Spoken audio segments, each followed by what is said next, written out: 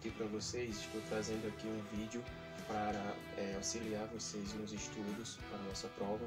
E eu venho trazendo a parte de química com as reações químicas, seus principais tipos de classificações, também a parte de energia e também abordo a parte de balanceamento dessas reações, tá? A questão das proporções estequiométricas. Na parte de física, eu trazendo a eletricidade, como intensidade de corrente elétrica, resistência, potência, a própria variação de energia com a relação com o valor de kWh, e também trago uma abordagem em relação à parte do magnetismo, sobre ímãs e o campo magnético da Terra e sua influência nessas relações dos ímãs, tá?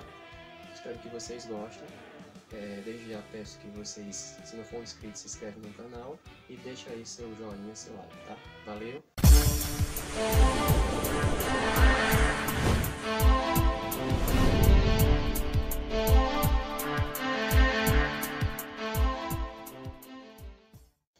Bom, nosso conteúdo é as reações inorgânicas, tá? Lembrando que na química nós temos reações orgânicas e inorgânicas. As reações orgânicas são aquelas no qual existe o carbono nos compostos em sua maioria, tá?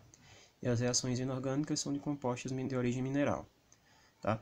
Então, vamos começar aqui sobre uma reação química. Pessoal, toda reação química, ela está organizada na seguinte ideia, que os reagentes, eles reagem para formar produtos. Sempre pensamos nessa ideia. Reagentes reagem para formar produtos, tá certo? Então, eu dou como exemplo os ingredientes de um bolo.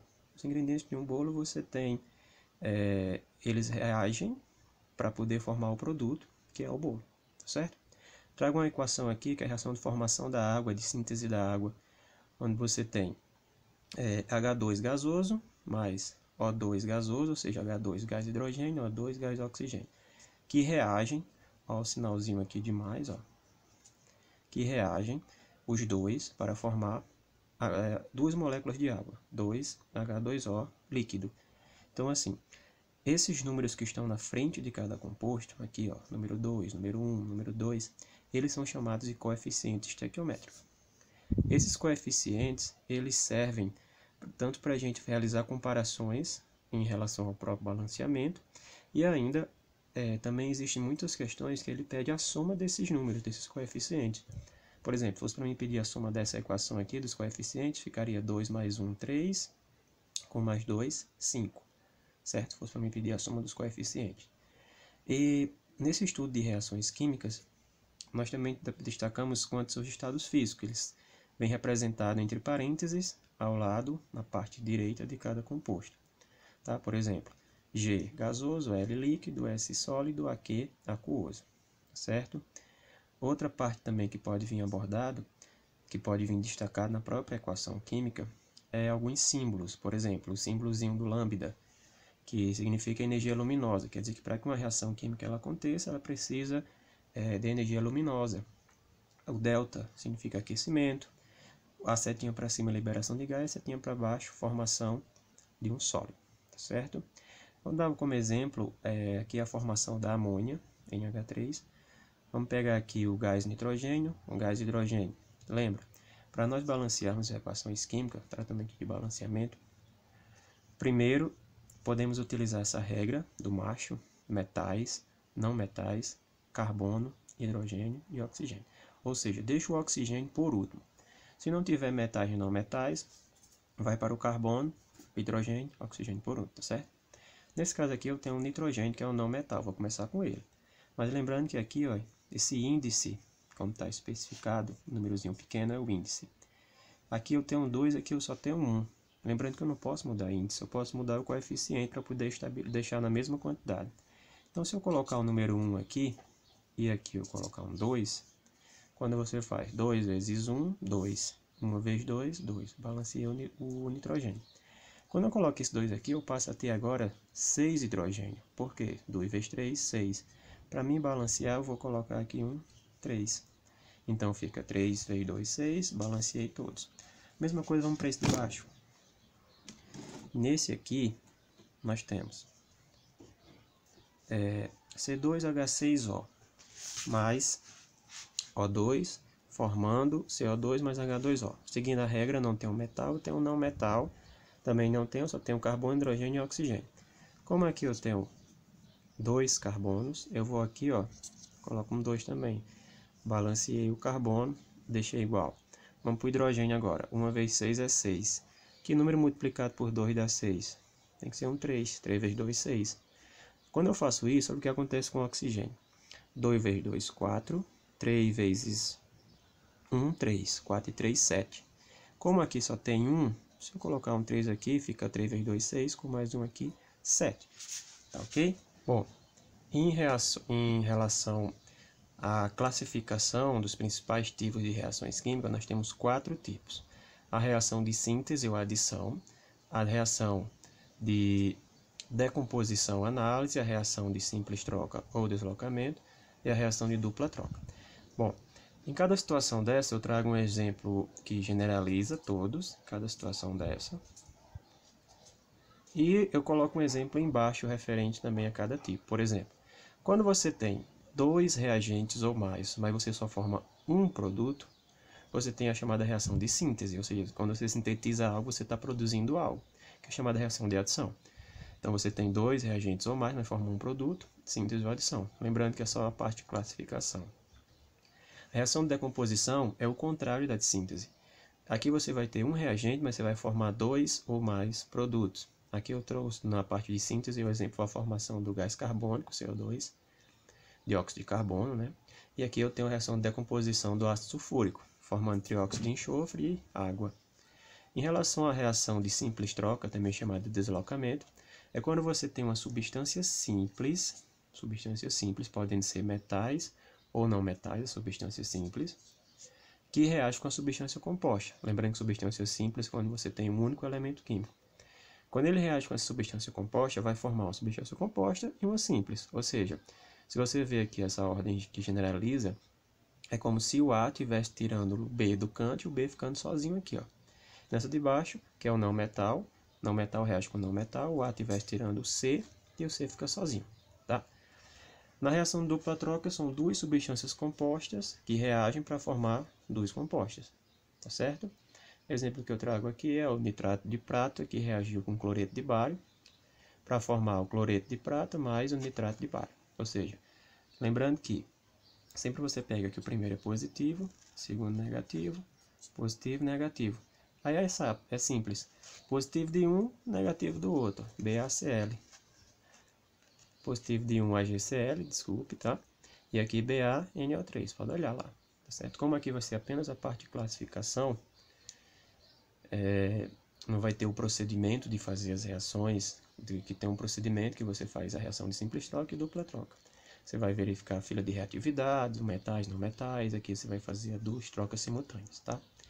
Na parte de energia, tem a parte de reações endotérmicas, lembrando que reações endo, o prefixo endo tem a ver com absorver energia na forma de calor, são reações que absorvem energia. Se elas vão absorver energia, consequentemente, elas vão diminuir sua temperatura, tá certo? E as reações exotérmicas são reações que liberam energia na forma de calor. Se elas liberarem energia na forma de calor, ou seja, elas aumentam a sua temperatura, tá? Então, pessoal, na parte de química, os principais pontos são esses, tá? E agora a gente vai para a parte de física, ou seja, conteúdo de eletricidade. Bom, na parte de física, a nossa abordagem vai ser em relação à eletrodinâmica, tá? Com as principais equações associadas a esse estudo. Lembrando que a eletrodinâmica é parte da física que se preocupa em estudar o movimento das cargas elétricas, tá? Tem a eletrostática, que é as cargas elétricas em repouso. Então aqui a gente tem 4 equações muito simples. As 2 primeiras é uma divisão, simples, uma razão, e a terceira e a quarta são multiplicações, tá? Então vamos aqui. A intensidade de corrente elétrica, representada pela letra I, tá? É calculado pela variação de carga sobre a variação de tempo. Tá aqui, variação de carga sobre variação de tempo. Lembrando que essa carga é em Coulomb, tá? Em Coulomb. E lembrando que o tempo é em segundos. Então, quando você tem a carga, que é em coulomb, e o tempo em segundos, você faz a divisão, você encontra a intensidade de corrente elétrica. Lembrando que a unidade, de acordo com SI, é 1 ampere. Tá? Se vê algum número que tem a unidade de ampere, sabe que é corrente elétrica, a intensidade de corrente elétrica. Certo? A resistência elétrica, que é uma razão entre a DDP, esse U significa DDP, ou tensão ou voltagem, sobre a intensidade de corrente elétrica. Se você divide a tensão sobre a intensidade, você encontra a resistência. Tá? A unidade da resistência é o ohm, a letrinha grega aqui, ômega. Tá?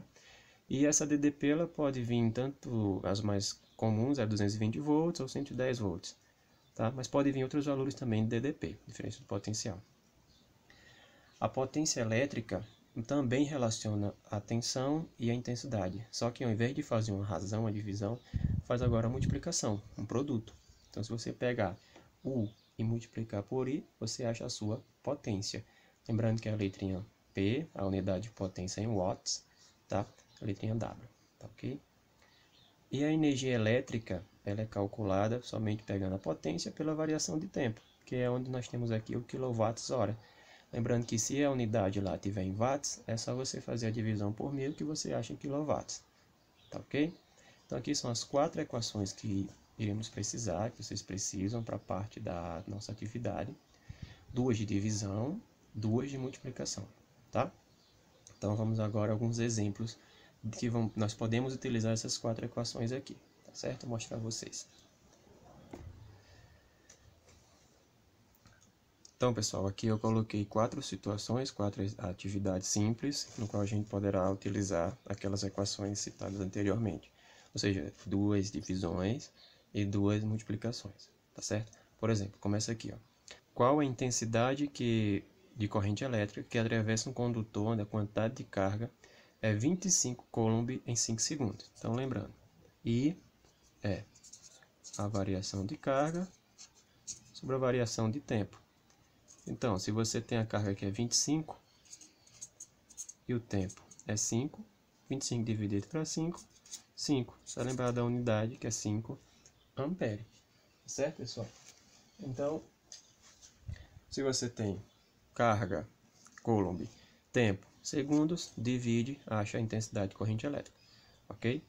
A outra, um circuito ligado a uma DDP, que é a diferença de potencial de 9 volts, passa por uma corrente de 2 amperes. Qual será a sua resistência? Então, lembrando que a resistência, eu preciso de U e I. Então, eu tenho U aqui, que é 9 volts, tenho U aqui, que é 2 amperes. Então, 9 volts dividido por 2, então vai ser 9 dividido por 2, 4,5. 4,5 a unidade de resistência, assim, a letrinha grega ômega, que é ohm, ok? Então essas duas primeiras a gente utilizou a divisão, a razão. Só peguei os dados, fiz a divisão, coloquei a unidade, ok? Nessa terceira situação, os dados anteriores, calcule a potência. Lembrando que a potência, ao invés de fazer uma divisão, você vai só multiplicar U vezes I. Então a potência vai ser U vezes I, tá? Então, potência vai ser U foi 9 e I foi 2. 9 vezes 2, a potência vai ser igual a 18. A unidade de potência é o watts. Tá? 9 vezes 2, 18. E essa questão 4, nós vamos utilizar a variação de energia, que é a potência vezes ΔT, que é o tempo. Ou seja, a potência vezes o tempo. Em uma casa são ligadas 5 lâmpadas de 40 watts cada, ou seja, 5 vezes 40, 5 vezes 4, 20, então vai dar aqui 200 watts, certo? Durante 6 horas por dia, supondo que em 20 dias, então se são 6 horas durante 20 dias, 6 vezes 20 vai dar 6 vezes 2, 12, 120 horas, que já colocou aqui em horas, tá? E o valor de quilowatts-hora seja 0,62 centavos. O que eu vou fazer? Eu vou multiplicar 200 vezes 120, 2 vezes 12 dá 24, e coloco aqui 3 zeros, que fica em watts-hora. Lembrando, pessoal, que para transformar em quilowatt é só dividir por 1000. Só arriscar 3 0 e 3 0, fica 24 kWh. Se é 24 kWh, o que é que eu vou fazer agora? Só multiplicar por 0,62, que nós já achamos a resposta. Então, 24, eu vou fazer aqui essa continha. 0,62 vezes 24, vai dar 4 vezes 2 é 8, 4 vezes 6, 24 é 2, 4 vezes nada, nada, sobra 2. 2 vezes 2 é 4, 2 vezes 6 é 12, a 1, 12, coloquei um 6, 12. Então aqui vai dar 8, 8, 4 e 1. 2 cargas decimais, então fica aqui, só corrigindo se deu certinho, 2 vezes 4, 8, 4 vezes 6, 24 é 2, 0, 2 vezes 4, 2, 2 vezes 6, 12 é 1 aqui. Então dá 8, 8, 4, 1. 2 cargas decimais dá 14,88, no caso reais. Tá? E ainda em relação à parte de física, nós temos uma abordagem bem simples sobre o magnetismo, tá? Com os estudos sobre os ímãs. Pessoal, essa relação aqui ela é bem de fácil assimilação. É só você interpretar da seguinte maneira: sempre quando você pega um ímã, se você reparti-lo, ou se você quebrá-lo, você nunca vai conseguir separar os polos norte e polo sul. Ou seja, você chegar a quebrar um ímã ao meio, você vai originar mais um polo norte e sul e norte. Ou seja, não pode separar norte e sul, que a gente diz até que são indivisíveis, inseparáveis, tá certo? Então é só você lembrar. Você repartir esses dois aqui também vai originar um norte e sul. Nunca vai poder separar um polo norte e um polo sul, tá ok? E uma relação que tem na parte de magnetismo é o campo magnético terrestre. Bem simples a interpretação. Aqui nós temos um esboço do nosso globo terrestre, no sentido de translação aqui, tá? Aqui na parte superior nós temos o norte geográfico, ou seja, que é aqui embaixo o sul geográfico. Em relação ao magnetismo, nós temos sempre o seguinte: o campo magnético da Terra ele sai do sul geográfico em direção ao norte geográfico. Isso quando você vai estudar agora a parte dos polos, ou seja, você pega uma bússola, a bússola sempre vai apontar para o norte. Por quê? Porque no caso é o sul magnético, tá? E o sentido, como eu falei, é no sul geográfico, norte geográfico, que é o norte magnético em sentido ao sul magnético. Só é lembrar dessa inversão, tá certo? Que o norte geográfico é o sul magnético, que o sul geográfico é o norte magnético, tá ok? Só parte de interpretação bem simples, tá? Essa parte de magnetismo. Então, vamos lá. Bom, espero que vocês tenham gostado, tá? Eu tentei ser o mais direto e ao mesmo tempo mais simples possível nas explicações, tá? Espero que vocês utilizem isso para os seus estudos como auxílio. A vantagem, vocês podem assistir outras vezes. Dúvidas, comentários, críticas, tá? Pode deixar os comentários aí embaixo, do vídeo, tá? E mais uma vez agradeço e bons estudos. Valeu!